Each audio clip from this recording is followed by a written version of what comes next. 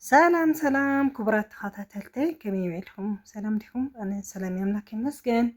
كمين يكم باركس نهلم عن تبدي بزعباني بانكتات وكأنا جنزة مكيار كميلو يكوننا مزتري لهم كتما مقالينا نركب يا سكي نتاودي زي أتريز لهم حواتي مجمريا بيت سويلهم لايك بيت سويلهم دمو سابسكرايب ناقرهم ቤተሰብ ክትኾኑ በአኽሮት ይጥያኩም ክብራተይ ያው ለማዓንቲ ያው ሰኒ ማለት ለማዓን ሰልስዩ ግን ትማል ሰኒ ለቆረጽኽዎ እዩ ኣብ ባንኪ ተራ ውዒልና ትራንስፈር ምናምን ብዙሕ ስራሕቲ ነይርና ኣብ ባንኪ ውዒልና ካብኡ ያው ሓድሽ ኢንፎርሜሽናት ዘሎ ነገራት ልሰማዕኽዎ ነገራት ከም ጻልኹም ኢለ ቀሪጸልኹም ኣለኹና ያው ከም ዝስማዕ ኣሎ ብዛዕባ ናይ ገንዘብ ምቅያር ምናምን ብዙሕ ኢንፎርሜሽን እኒአና በተለይ ኣብ ስደት ዘለኹም ሓዋተይሲ ገንዘብ ክቀያየር እዩ ክወድቕ እዩ ምናምን ስለ ዝበሃሎ ብጣዕሚ ዓብዪ ጥንቃቐ ክትገብሩ እንትን ይብለኩም ማለት እዩ ከመይ ጥንቃቐ ተልና ባንኪ ገንዘብ ባንክ ታሃልየኩም ኣው ናሃለየ ክቀያየር ክወድቐኩም ስለ ዝኽእል ቦታ ደሞ በዛ ላይ ብጣዕሚ መጠንስ ቦታ ቀኒስ ዘሎ ገንዘብኩም ኣብ ባንክ ኮፍ ኢሉ እንተሃልዩ ኣብኡ ናሃለየ ተተቐይሩ ተመሊሱ ብጣዕሚ እዩ ክወድቕ እቲ ገንዘብ ደሞ ትብር ትሰምዕዎ ኣለኹም ትሸመሻርፍ ኣይተ ወፂሑ ኣሎ ተውዚልለ ነገራት ደሞ ብዘይካ ቦታ ካሊእ ዝቀነሰ ነገር የለይ ቦታ ብጣዕሚ ፅቡቅ ቀኒሱ ኣሎ ካሊእ ግን ከባድ እዩ ስለዚ ምስቲ ገንዘብ ምውዳቑ ኣብ ቦታ ተገዛእኹምዎ ኣብ ቦታ ተፅናሕኽኖ ብጣዕሚ ተመራፂ እዩ ኣሕዋተይ ካብኡ ግን ቦታ ሕጋዊ ድዩ የጠራጥር የፍርሕ እዩ ትብልኽን ሓሶት ኩሉ ሰብ ይገዝእ ካብ በዓል እናትሒዙ ናይ ብዙሓት ኣሕዋተይ ኣነ ልጠይቑለን ልገዝኣ ልሸጣ ኣለዋ ልኣተዋ ልብላ ካብኡ እንታይ እዩ ትፍርሒ እቲ ገንዘብ ስለ ልወድቑሎ ኣብ ቦታ ተፀኒሑ ዋላ መንግስቲ ይፍለጦ ኣረ ኣብ ቢሮ ብደንብ ልፀሓሓፍ እኒኦ ልፈራርም እኒኦ ስሞ ዘሪ ካዞም በዓል ቦታ መሸጢ ኣብ ኣትፈራርም ትፅሕፍ ወረቀትካ ኣብ በዓልካ ትሕዝ ማለት እዩ ተረዲእኩም ኣሕዋተይ ስለዚ እቲ መንግስቲ ይፈልጦ ኢኻ ዝተገዚእካዮስ የፍርሕ እዩ ምናምን ልባል ነገራት ጉደፍዎ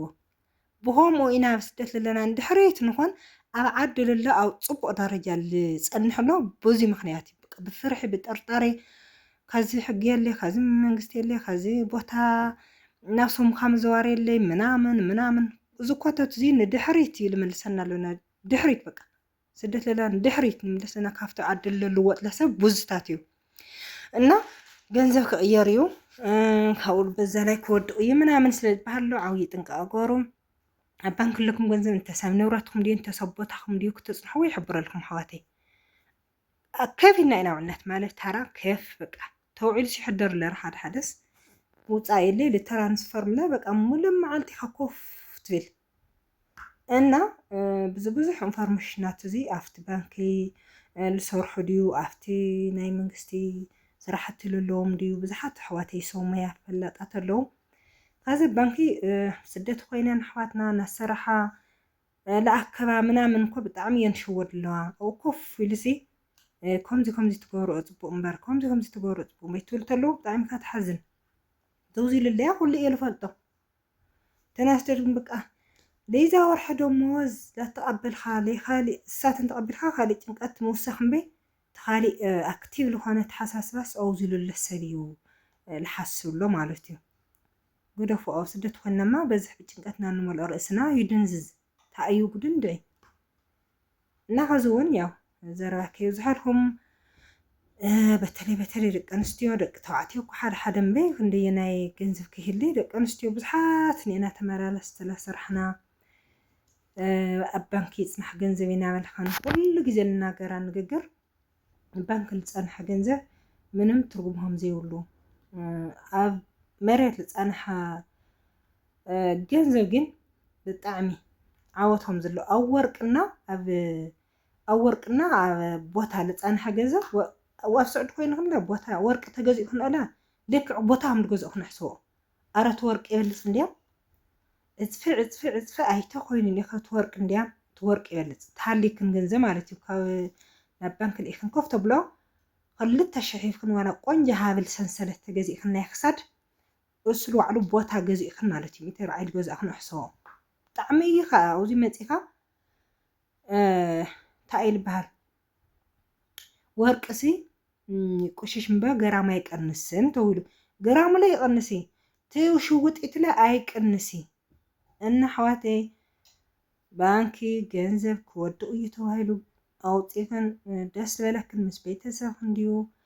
ምስ ኣሕዋትክን ድዩ ምስ ወለድክን ድዩ ምስ በዓል ገዛክን ድዩ ኩሉ እናተማኸርክን ናብ ቦታኽን እንትን በይ ገንዘብ ዓድና በቃ ልክዕ ወረቐት ትብሎ ናብ ወረቐት ኢሉ ቀየርሎ ካብኡ ደሞ ዝኸብድ ነገር እኳ ብስምክን እንተኮይኑ ማንም ሰብ ትራንስፈር ክገብሮ ይኽእል ከውፃእ ይኽእል ግድን እዩ ብስምክን እንተኮይኑ ግድን እያ ትፀንሕ ምንም ተይፎተኻ ይታማ ክግበር እንድሕር ብወለድክን ኮይኑ ብኣሕዋትክን ኮይኑ ግን ኣውፂኦም በቃ ከዚ 140 ካሬ 200 ካሬስ 8 7 ማሊኡ ብዘንደርታና ከባቢ ማለት እዩ ናፍቶ ጉልዕ ኣከባቢ ውቕሮ ገለ ካብትና ናርሕቕ ዝበለ ያው ተመሳሳሊ ዋጋ እዩ እኒኦ በቲ ናይ ቦታ መጠንስ ኣብ መላእ ትግራይስ ሓምሊ ረኸሰ ስለ ዝፍለጥ ተመሳሳሊ ዋጋ ክኾን ተስፋ ይገብር ኣና ግን ኣብዚ ዝፈልጦ ከባብታት ግን 200 ካሬ 700 ሽሕ ተረዲኩም 200 ካሬ 700 ሽሕ ካብኡ ለለ 140 ካሬ እንድሕር ሕጋዊ ኮይኑ ሳይት ፕላን ዝሓዘት ኮይኑ 1.5 1.6 እዩ ነይሩ ቅድም ኢሉ ካዝ ግን 1.2 1.3 በቃ ውታት ሕጋዊ ማለት እዩ ካብኡ ሕጋዊ ኣበይ ፈራርም ወሱ ኣነ ስሙ ዝዋርሲ ብጣዕሚ ሃም ዝለሓሶ ይኾነ ነይሩ ኣነ ግን ከዚ ባዕሊ ይሰርርኦ ስለለፅሓሕፍ ስለልፈልጦ ኣለኹም ሰዓትኹ ዓዲ ገይሪ ምን ብጣዕሚ ቀሊል ክብለኹም ተለኹስ ስሙ ዝሃወርስ በቃ ብዙሕ እንትን ኣለዎ እዩ መሰለኒ ግን ኣብቲ ናይ ሕጊ ቦታ ከይድካስ ትስም ለዛውርስ ትበዓል ቦታ ባዕሉ ቃምሉ ወላ 10,000 ተለ 10,000 50,000 ተለ 50,000 ልክዕ ዝበዓል ቦታ ልወለ እዩ እምበ ግድን መንግስቲ ልወለስ ይኾነ ቀሊል እዩ ማለት እዩ ትበዓል ቦታ ወላ ናብ መዘርሰም ይበልዓኩም ትልኩም ይበልዓኩም እና ደሓና እዩ ማለት እዩ ኣብ ስድትና ለገን መዘርሰም ያ 200,000 ኮይኑ 300,000 ኮይኑ ማዕረ 300,000 400,000 ኮይኑ እዚ በዓል ቦታ ልወሰነ እዩ ብ10,000 ብ20,000 ለስም ልዛወርኒ ማለት እዩ እና ቦታስ መፍርሕ እዩ ምናምን ናብልኩም ርእስክን ትጨናነቕ ኣሕዋተይ ባንኪ ይፅናሕልናልኩም ትጨናነቕ ከይትሽወዳ ገንዘብ ብጣዕሚ ይልወድኡሉ ማለት ትሪእዎም መቐለ ብጣዕሚ ገንዘብ በቃ ትራንስፈር ነገር ቦታ ይገዝእ ኣብ ባንክ ነበረ በቃ ላፍቲ በዓል ቦታ ትራንስፈር ማለት በቃ ካብ ባንክ ናብ ባንክ ቁንሃለ ምትሕላፍ ኢና ነይሩ ማዓንቱ ዲ ዝመስል ባይ ባይ